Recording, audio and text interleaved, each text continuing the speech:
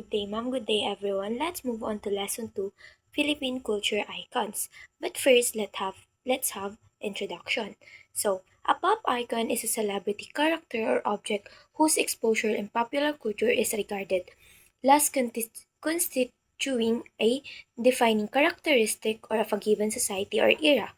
A person, figure, or symbol that has obtained broad recognition and significance in the field of popular culture is known as a long-lasting effect on society. So, ibig sabihin, ang popular culture ay pwedeng maging tao, character, or kahit na object ito. Sa sobrang sikat sa popular culture, ibig sabihin kilala siya ng maraming tao at may malaki siyang influence sa society. Kapag sinabing pop culture icon, ito yung isang figure or symbol na widely recognized or kilalang kilala siya ng maraming tao at may malaking impact sa society. Halimbawa, kapag ang isang celebrity na nag-trend sa fashion, music, or sa kahit ano pa mang genre or area ng showbiz, na nagiging symbol siya ng era na yon.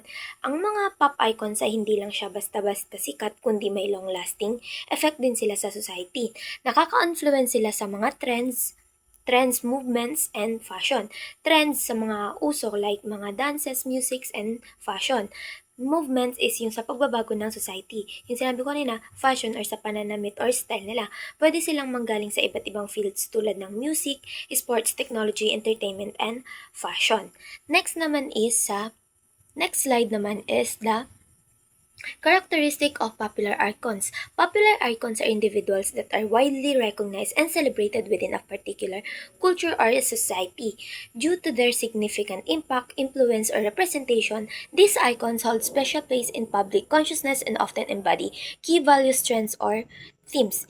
Ibig sabihin po, dito sa slide na to, ang mga popular icons is widely recognized or kilalang kilala sila ng maraming tao. Celebrated, inahangaan, or iniidolo, kaya ngayong mga ibang bata, may ina-idolize silang mga cartoon characters. So, ba't sila nagiging ganito? Or bakit sila nagiging sikat or nagiging kilala? Dahil sa kanilang impact, influence, and representation. Sa impact is may malaking epekto ang tao sa society. And influence dahil nakakapagbabago sila ng isip ng isang tao. Kaya nga merong mga influencer, TikTok influencer, FB influencer, and YouTube influencers. And representation, sumisimbolo sila ng certain ideas or values. Minsan, ang isang pop icon ay nagiging simbolo ng confidence, freedom, and creativity. Kaya sila nagkakaroon ng special place sa public consciousness. Ibig sabihin, tumatatak sila sa isip at damdamin ng maraming tao. So in short, hindi lang sila trend kundi nagiging simbolo din sila ng kultura at panahon. So, popular icons have following characteristics. May 5 tayong characteristics ng popular icons. First is the general recognition. So, what is general recognition? General recognition is when someone has general recognition, it means that they are well known and easily identified by large portion of population. This familiarity may stem from their frequent presence in media, significant achievements, or notable influence in the field. Most people are aware of them, recognize them by name or appearance, and have basic understanding of they are or what they represent. Ibig sabihin po, ang general recognition ay ibig sabihin kilalang kilala siya ng maraming tao. Hindi lang siya sikat sa iilang tao kundi malaking bahagi ng population ang nakakakilala sa kanya. Paano nagkakaroon ng general recognition? Kasi madalas silang nakikita sa TV, may malaking achievement sila, and may mga strong influence sa field nila. Madalas nakikita sila sa TV like social media, movies, and news. Malaking achievement sila. For example, yung mga awards, records, and accomplishment nila bilang artist or bilang tao. May strong influence sila sa field nila. Halimbawa sa music, sports, and fashions. Ano ibig sabihin nito? Ano naman ang ibig sabihin ng general recognition sa mga tao? Kapag may general recognition ng isang icon, karamihan sa mga tao is kilala siya or alam kung sino siya.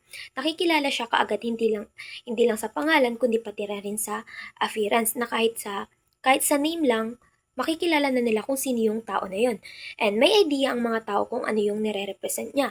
For example na lang dito is yung mga celebrity na lagi mo nakikita sa TV, sa TikTok, maraming awards at may sariling styles.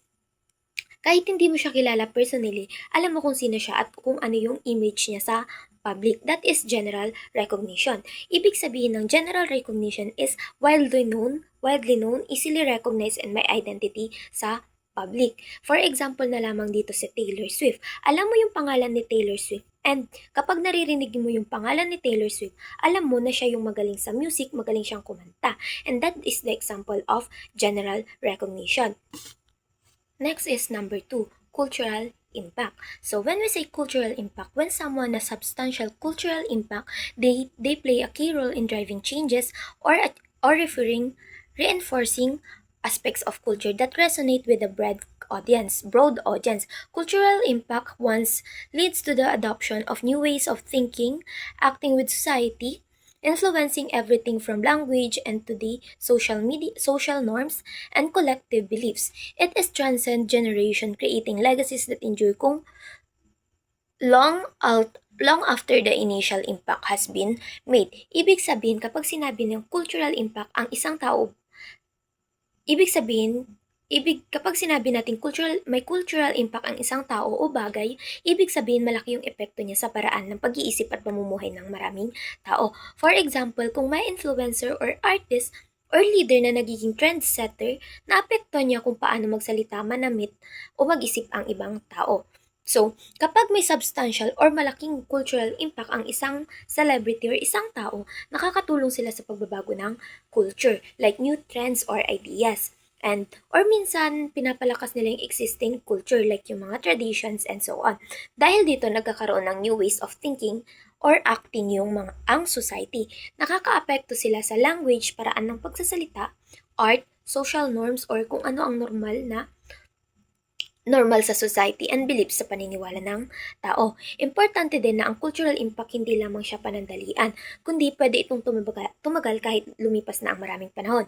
Parang legacy lang siya. May iniiwang marka sa maraming tao iniwang marka na patuloy na nararamdaman ng tao. In simple terms, kapag may cultural impact ka, binabago mo kung paano mag-isip at kumilos ang maraming tao. At yung epekto mo pwedeng tumagal kahit wala ka na or kahit mawala ka na sa field or sa industry na yon. Number 3 is long-term legacy. When we say long-term legacy, this concept emphasizes the idea that true influence is not just like about being popular in the moment, but loving and undeniable mark that endures over time. This legacy can be seen in how future generations remember, interpret, and build upon the original contribution, ensuring that the impact remains relevant and significant well beyond the initial period of recognition. Ibig sabihin, hindi lang importante na sikat ka ngayon. Mas importante kung ano yung may iwan mong epekto sa mga tao. Sinasabi sa slide na to na ang true influence or tunay na impact hindi lang about sa pagiging popular in the moment, kundi about sa pag-iwan ng marka sa sa marka na tumatagal or yung indelible mark. Yung legacy mo, makikita kung paano ka alalahanin ng mga future generations long after your life. Makikita mo rin dito kung paano nila gagamitin or palawakin yung contributions mo sa culture, sa industry. Example, parang isang inventor or leader, hindi lang siya dahil sikat ngayon, kundi dahil hanggang ngayon ginagamit pa rin yung invention niya or yung pinagbasehan ng ginawa niya. Importante na kahit tapos na yung time mo or kahit na wala ka na, andoon pa rin naiwan pa rin sa mga tao yung ginawa mo. Yung impact mo na nantiling relevant at mahalaga pa rin sa kanila sa paglipas ng panahon. So, in simple terms, ang tunay na legacy hindi lang sa pagiging sikat, kundi yung epekto na patuloy na nabubuhay at ginagamit ng mga susunod pa na generation. So, number 4 is symbolic representation. What is symbolic representation?